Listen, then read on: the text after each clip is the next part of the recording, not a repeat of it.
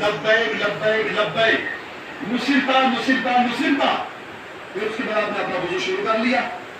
جب وضو کر کے فارغ ہوئے تو نبی پاک صلی اللہ علیہ وسلم آپ کے پاس حضرت میمونہ آئی اور آ کر کے کہنے لگی، یا رسول اللہ صلی اللہ علیہ وسلم، آپ نے وضو کرتے ہوئے درمیان میں کہا لبیک لبیک لبیک، نصرتا نصرتا نصرتا، یعنی میں حاضر ہوں میں حاضر ہوں میں حاضر ہوں، تیری مدد کی گئی تیری مدد کی گئی۔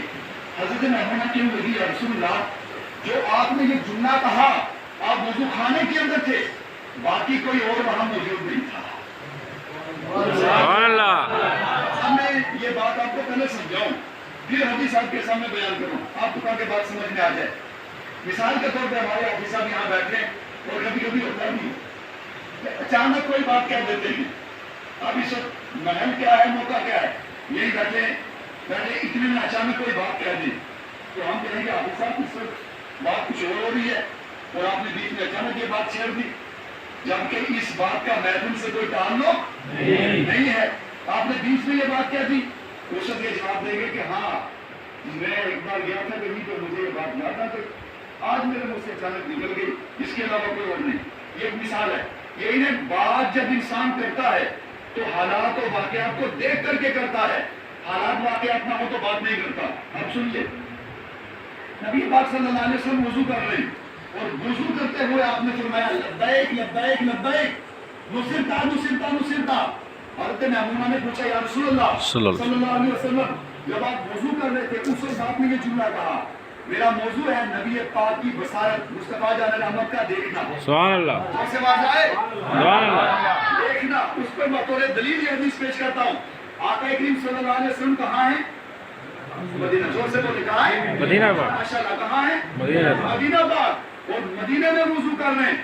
آقا کریم فرماتے ہیں، اے میمونہ نے مدینہ میں وضو کرنا تھا، وضو کرتے ہوئے مکہ کے اندر ایک قبیلہ ہے، اس قبیلے کے اندر ایک آدمی رہتا ہے، اس نے مکہ سے مجھے پکارا، میں نے مدینہ سے کہا میں تیری مدد کے لیے حاضر ہوں۔ سبحان اللہ۔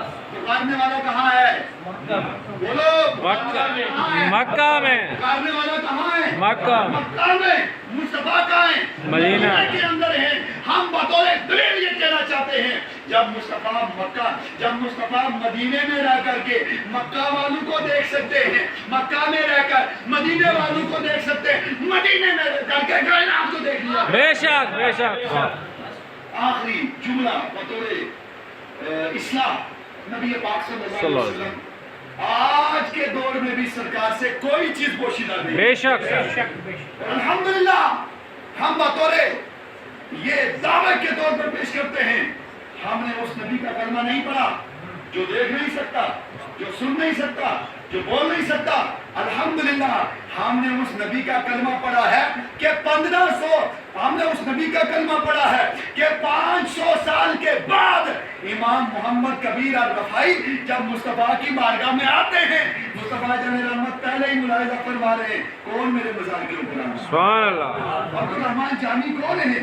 اور اس کے بعد علامہ عبدالرحمن جامی، جلال الدین سیوطی، امام احمد اللہ محدث بریلوی، یہ باقی عجیب لا اولیاء کاملین اور بزرگان دین کون ہیں؟ مصطفیٰ جان رحمت بازار کے اندر تشریف فرمائے، کبھی کسی کو خواب کے اندر آتے ہیں، کبھی کسی کو اشارہ کرتے ہیں اور کسی کو آ کر کے جواب دیتے ہیں اور دینے کے بعد یہ فرماتے ہیں فلاں میرے مزار کے اوپر آ رہا ہے۔ تو بہرحال نبی پاک صلی اللہ علیہ وسلم آپ کی بصارت کا حالت یہ ہے کہ آج بھی مصطفیٰ جان رحمت سے کوئی چیز پوشیدہ نہیں ہے۔ جب مصطفیٰ جان رحمت سے امتی کے اعمال پوشیدہ نہیں، مصطفیٰ جان رحمت سے امتی کے افعال پوشیدہ نہیں، کوئی بھی عمل پوشیدہ نہیں ہے۔ جب سب چیزیں ملاحظہ کر رہے ہیں تو مصطفیٰ سے محبت کرنے والا وہ چکنالا کے اندر ہو، وہ منڈی کے اندر ہو، وہ ہند و سندھ کے اندر ہو، وہ عرب و عجم کے ہو، وہ دنیا کے کسی خطے کے اندر رہتا ہو، بس اپنا تعلق مصطفیٰ سے قائم کر لے۔ مصطفیٰ آج بھی دیکھتے بھی ہیں، اسے جواب بھی عطا فرمائے۔ بے شک بے شک۔ بہرحال